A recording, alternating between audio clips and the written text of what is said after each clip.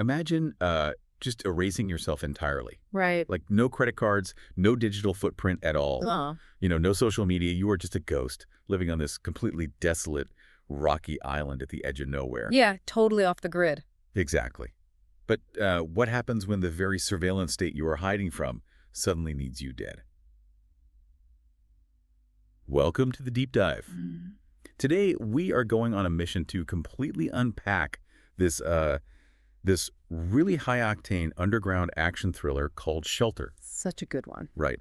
And our goal today is to give you a start-to-finish review of this movie. We're going to pull apart the plot, the action sequences, and these surprisingly deep themes hiding beneath all that action. It's a film that asks this terrifying question: in a world completely managed by algorithms and data, where does humanity actually fit in? It's a really timely question, too. I mean, on the surface, Shelter kind of looks like your standard, high-octane survival movie. Yeah. But the director uses that familiar framework to explore some incredibly dense topics, like the psychology of trauma, the absolute terrifying reach of modern surveillance, and really what happens when the tools we build for security are weaponized for, political cleanup. And all of that starts with, honestly, the quietest, most tension-filled opening I have seen in a long time. Oh, absolutely.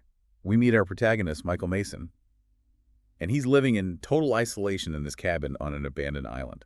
It's just him and his dog, Jack. Right, just the two of them. And you get the sense immediately that this isn't a vacation. It's like watching a deep-sea diver decompressing in a hyperbaric chamber, That's a great way to put it. He has this rigid, almost obsessive routine: cutting wood, fishing, patrolling the perimeter. I mean, he's basically keeping the pressure perfectly balanced so he just doesn't explode. Yeah, the visual storytelling in those first few minutes is doing so much heavy lifting because we don't know his backstory yet, right? Right, we have no idea. But we see a man who is terrified of his own potential. The isolation isn't about hating people, it's a quarantine. He views himself as a contagion. Wow, yeah. And that routine you mentioned, that strict adherence to chopping wood at a specific time, walking a specific path, that's a well-documented coping mechanism for complex PTSD. Oh, really? I didn't realize that. Yeah, it creates predictability in a brain that has basically been conditioned to expect sudden, violent chaos. Which, makes it all the more jarring when that chaos literally washes up on his shore. Exactly. The storm. Right, so a massive, catastrophic storm hits the island, and this supply boat, which is usually driven by a local guy, gets caught in the swell and capsizes. So Mason goes out there into the storm and realizes the driver's niece, this young woman named Jessica, is trapped underwater. Such a tense scene. It really is. Her leg is tangled in a heavy cargo net. Mason dives in, cuts her loose, drags her to shore, and manages to save her life with CPR. But tragically, her uncle drowns. Right. So suddenly, this quarantine Mason built for himself is totally breached. And that completely shatters his carefully constructed reality. Caretaking requires vulnerability, right? Right. You have to open yourself up to the needs of another person, which means you have to let your guard down.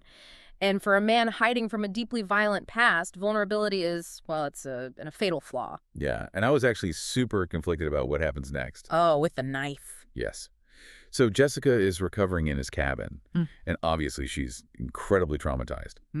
But she starts sneaking around his place, finds this heavy-duty military-grade knife in a drawer, and later that night, she wakes up from a nightmare and actually pulls the knife on Mason. Yeah, it's intense. My initial reaction was like, are you kidding? This guy just saved your life. But then I thought about it, and it's a pure trauma response, isn't it? Precisely. It is all trauma. She is operating entirely out of the amygdala, the fear center of the brain. She's in a strange place, her uncle is dead, and she's running on pure adrenaline and fear. Right, she's not thinking logically at all. Not at all. But what's truly fascinating to me is Mason's reaction. A standard action hero might yell at her or aggressively disarm her to, show dominance. Oh, for sure. But Mason doesn't react with anger at all. He is chillingly calm. He almost surgically disarms her without hurting her, and he tells her this line: never use a weapon unless you mean it, and always control your emotions. It's delivered so quietly, but it feels incredibly heavy. It has so much weight to it. Because it's the thesis of his entire existence. He isn't giving her some macho lecture. He knows that the moment you let panic or anger dictate your actions, especially with a weapon in your hand, you cross a line you can literally never walk back from. Wow. He's speaking from the agonizing experience of someone who knows exactly what it costs to pull a trigger in anger. Man, well, The island sanctuary doesn't last much longer after that.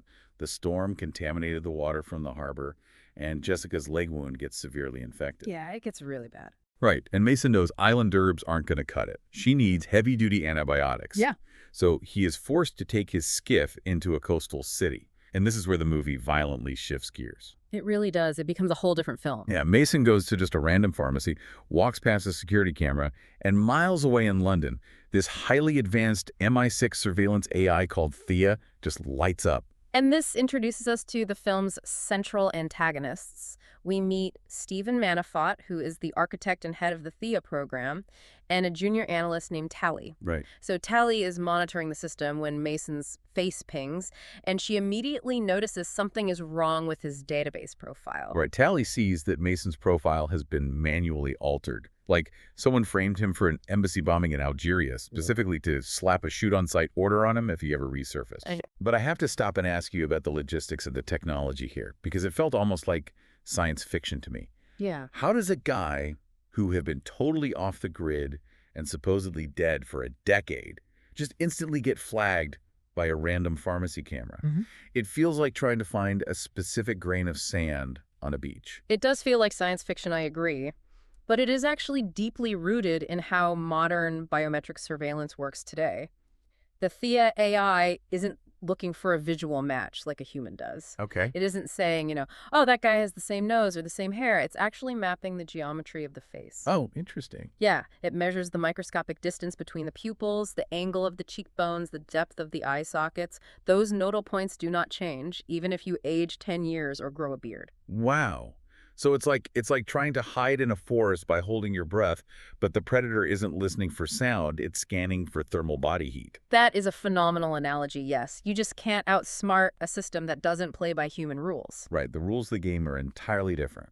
Exactly. And Tally's discovery of this altered profile unearths the real reason Mason is hiding. We learn he was the point man for the Black Kites, which was this off-the-books, highly lethal wet work team run by Manhunt. A completely rogue Black Ops unit. Right. But Mason went rogue from them. He was ordered to assassinate a whistleblowing scientist, and instead his conscience kicked in. He chose to help the target escape instead. Wow. So Manafort framed Mason for the embassy bombing to cover his own tracks and ensure Mason could never come in from the cold. Which, I mean, that just shows how terrifying this kind of surveillance overreach really is. Manafort isn't using a multi-billion-dollar national security AI to catch terrorists. He's weaponizing it as his personal digital broom to sweep his political dirty work under the rug. Exactly. The system is entirely corrupt. And the second Thea finds Mason, Manafort deploys an elite tactical hit squad straight to the island. Which leads to, honestly, one of the most mechanically satisfying siege sequences in recent cinema. I was blown away by it. It's so good. Mason has clearly been prepping this island for a decade, Yeah. just in case this day came. But what I really loved is that he doesn't just grab a machine gun like Rambo. Right. He doesn't just shoot his way out. No, he uses the environment as a weapon. At one point, he waits for the tactical team to enter this specific gorge, and he releases these massive boulders he had rigged up years ago. Classic trap. Yeah, but the smartest move, the one that really got me, is when he intentionally wires all the island's perimeter floodlights to a single switch. When the squad moves in under the cover of darkness with their night vision on, he flips the switch and turns every single light on at once.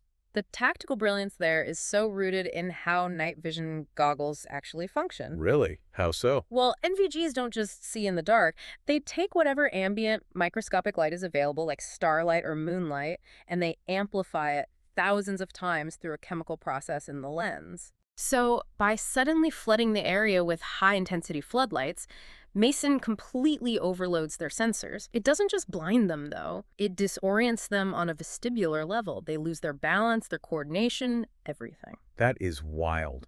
He essentially turns their technological advantage into this massive vulnerability. Exactly. And he does it again inside the storage shed. A soldier tracks him into this old wooden cabin.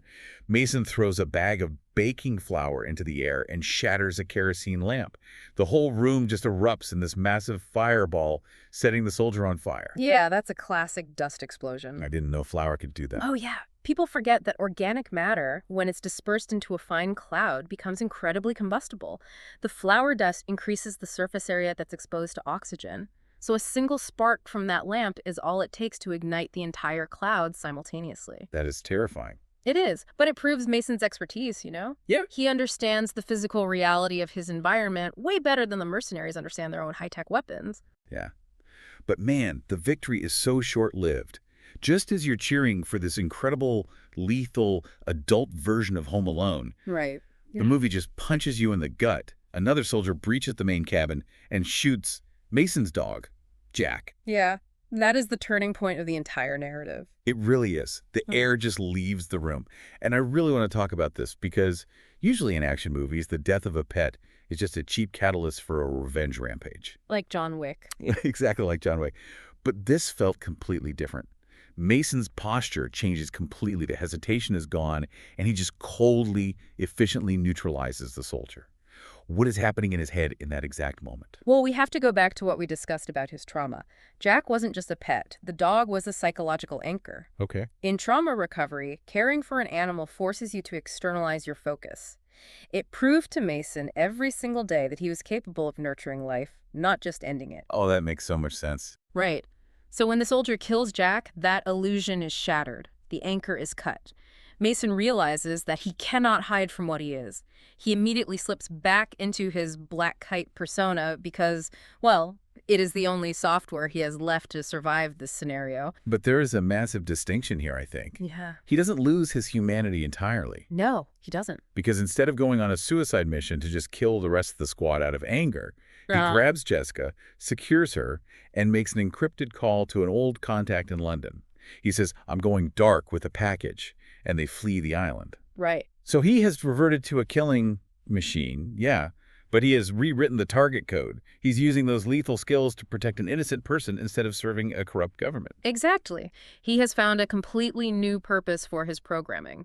But Manhunt realizes pretty quickly that a standard tactical team isn't going to cut it against Mason. The algorithms failed. So what does he do? He sends in a human weapon. Manhunt deploys his current top operative, a man named Workman, to hunt Mason down. And this sets up the farmhouse pursuit, which I found totally fascinating, but also, I have to admit, incredibly confusing at first. Oh, really? How come? Well, so Mason and Jessica are trying to steal a car at this rural farm.